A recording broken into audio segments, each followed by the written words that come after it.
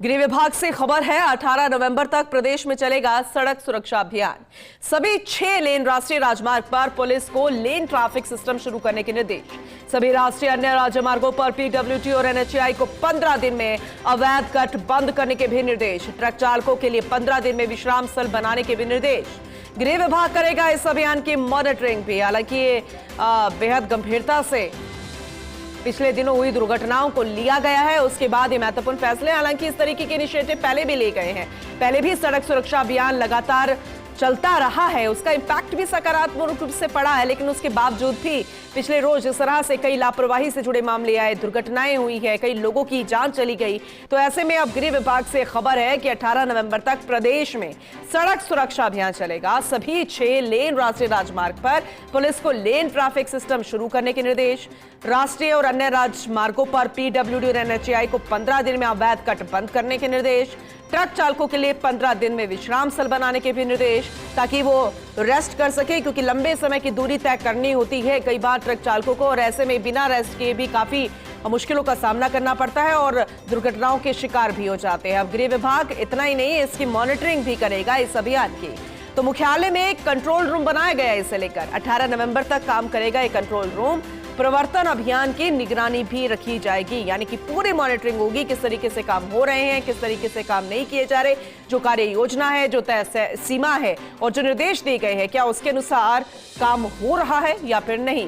Deputy editor Surendra Singh Parmar हमारे साथ जुड़ चुके हैं, ज्यादा जानकारी उनसे लेंगे। Surendra, good morning. और ये महत्वपूर्ण फैसला भी है, चाहे मॉनिटरिंग से जुड़ा हो, लेकिन मॉनिटरिंग से पहले जो निर्देश है गृह विभाग से वो बेहद खास है, तो जरा उसे लेकर अपडेट कीजिए।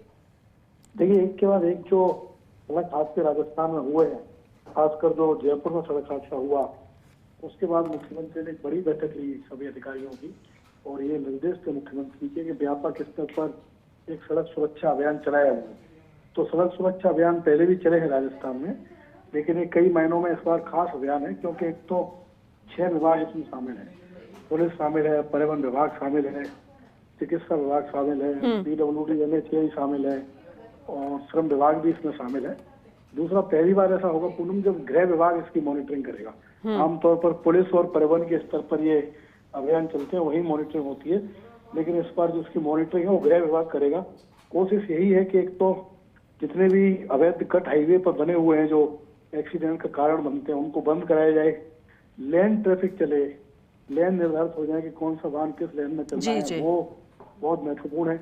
इसके साथ ही जो चिकित्सा विभाग है उसको निर्देश दिए गए हैं कि जो ड्राइवर्स हैं, खासकर जो हैवी व्हीकल चलाते हैं, उनके आंखों की जांच करे कि उनको सही दिख रहा है कि नहीं दिख रहा। श्रम विभाग को ये कहा गया है कि जो ड्राइवर हैं वो जरूर से ज्यादा ड्यूटी नहीं करें, ट्रांसपोर्टर्स जो हैं उनसे ओवर टाइम नहीं कराएं, ये भी उनको सुनिश्चित करना है। और इसकी जो पुलिस विभाग है वो सभी एसपी के मार्फत पीएचक्यू इसकी रिपोर्ट आएगी, पीएचक्यू उस रिपोर्ट को गृह विभाग को भेजेगा और गृह विभाग फिर सीएम तक इस रिपोर्ट को भेजेगा। तो बड़े स्तर पर निगरानी इस अभियान की होगी, क्योंकि एक के बाद एक सड़क हादसों से राजस्थान में जो सड़क सुरक्षा है उस पर गंभीर सवाल खड़े हो गए हैं कि इतने हादसे क्यों हो रहे हैं और बड़ी संख्या में लोगों की जान भी जा रही है सड़क हादसों में। तो उम्मीद है कि अगर गंभीरता से अभियान चला 18 तारीख तक, तो जो सड़क हादसे हैं उन पर नियंत्रण किया जा सकता है। बिल्कुल, आपने सही कहा। बने रहिएगा सुरेंद्र, क्योंकि एक और अहम जानकारी हमें आपसे लेनी है।